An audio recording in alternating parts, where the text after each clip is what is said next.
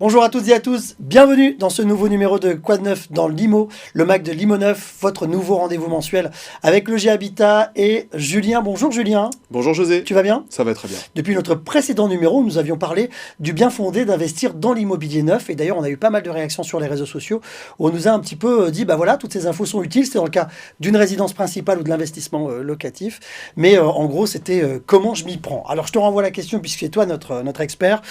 Par où je commence et vers qui je me tourne? Alors comme toujours en immobilier, il faut commencer par se fixer un budget et une capacité d'emprunt. On commence par le combien? Le combien? Et il y a une histoire de taux d'endettement aussi dans cette histoire. Voilà, alors le taux d'endettement, il est de 35%.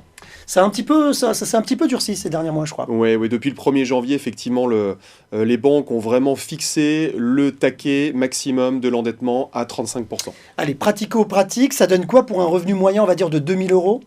Alors, si on prend un couple qui gagne chacun 2000 euros, Okay. donc 4000 euros global pour le foyer, 35% fois 4000 euros, bah, ça donne une mensualité de 1400 euros par mois. Alors, on le voit à l'écran, ça donne un total, une enveloppe globale de 280 000 euros. Oui, c'est ça, 280 000 euros sur une durée de 20 ans au taux du marché actuel.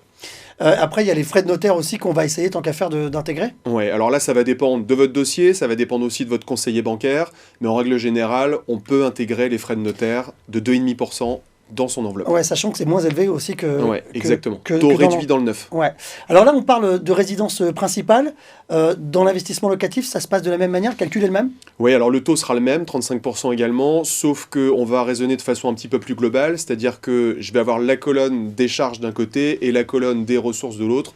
Dans les charges, je vais avoir ma future mensualité d'emprunt, mais aussi celle de ma résidence principale en général.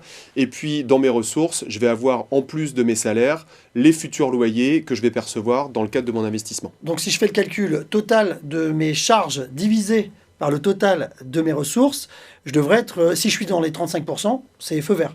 C'est feu vert, exactement. Je peux y aller à l'aise, quoi.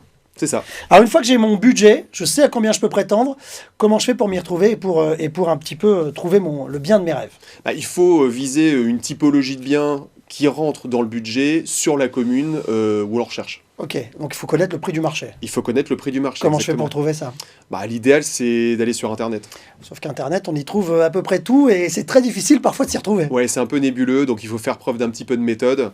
C'est quoi la méthode, mon cher expert? La première étape, c'est finalement de faire un petit scan global Ok. du marché. Alors ce scan, on va réussir à le faire via des sites d'annonces immobilières généralistes qui vont regrouper la plupart des promoteurs et des programmes de la place. Donc c'est trouver un logement neuf, c'est Le Bon Coin Immobilier, c'est voilà, tous ces sites généralistes qui vont permettre d'avoir une idée précise de ce qui se fait. On en choisit 2 ou 3 puisque tous les promoteurs et tous les programmes ne sont pas forcément sur toutes les plateformes. Et à partir de là, bah, on va avoir une petite sélection, une shortlist, je dirais. Et là, c'est le moment de contacter, enfin d'aller directement sur le site du promoteur. Sur le site du promoteur, on a beaucoup plus d'informations que sur les sites d'annonces, et avec des outils qui vont nous permettre de nous projeter, des perspectives, des plans, maquettes, insertion dans le futur site. Voilà, ça c'est vraiment intéressant et ça permet de se projeter. Et puis, bah, on ne va pas s'arrêter en si bon chemin. Sur les programmes qu'on a sélectionnés, l'idéal, c'est quand même d'aller rencontrer le promoteur, d'aller rencontrer un conseiller qui va répondre voilà, à toutes les questions complémentaires qu'on va avoir. Et puis en dernière étape, c'est toujours bien d'aller consolider en se rendant sur site pour un petit peu humer l'air et se rendre compte du contexte de l'opération. Alors ce point du promoteur qui est quand même la clé de voûte de notre projet, c'est très important d'aller le voir, de connaître son pédigré, de savoir un petit peu ce qu'il a fait, quoi. Ouais, c'est vraiment la clé de voûte effectivement de son projet. Alors c'est toujours bien d'avoir un acteur de proximité qu'on va pouvoir atteindre facilement. Et puis il faut quand même vérifier sa solidité. Alors sa solidité, ça passe par son expérience, ses références. On lui demande ce qu'il a fait. Voilà, et là encore une fois, on peut aller sur place, on peut aller sur les opérations passées pour se rendre compte de la façon dont ça a vieilli, de la qualité des projets, c'est quand même un bon indicateur. Et puis, quelle est la taille de la structure? Est-ce que demain, si j'ai besoin d'avoir une réponse à une question, par exemple, j'ai un service client.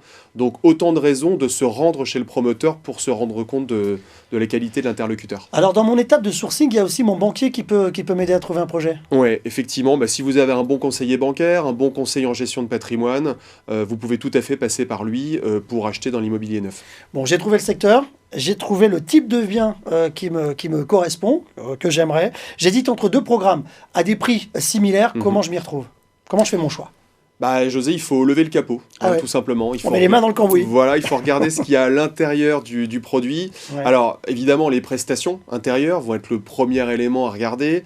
La qualité des matériaux, les menuiseries, les sols, la robinetterie, voilà, tout ça, ce sont des éléments de durabilité.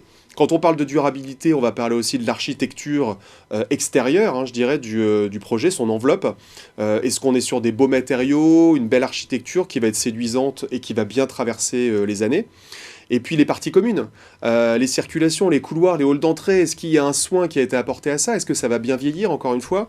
Quand on parle de parties communes, il y a également les parties extérieures. Est-ce que le projet est bien végétalisé? Est-ce qu'il y a des espaces verts? Est-ce que tout ça est bien paysagé?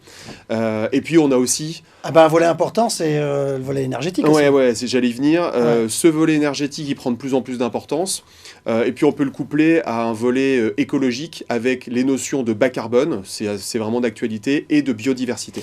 Je crois qu'il faut y penser aussi pour la question de la revente. C'est autant de valorisation finalement. Bah, voilà, tous ces éléments, quand ils sont cochés, vous permettent d'aborder sereinement, à 10 ou 15 ans, la revente à bon prix. Ouais, de bien capitaliser puis et d'envisager peut-être la revente. Bon, si je Exactement. synthétise un petit peu tout ce qu'on s'est dit, je commence par évaluer mon budget, savoir à combien je peux prétendre. Je choisis mon emplacement idéal, ma typologie de bien, celle qui me correspond. Le bon promoteur aussi, parce que lui, il est quand même essentiel. Hein, Bien sûr. il faut qu'il nous inspire confiance.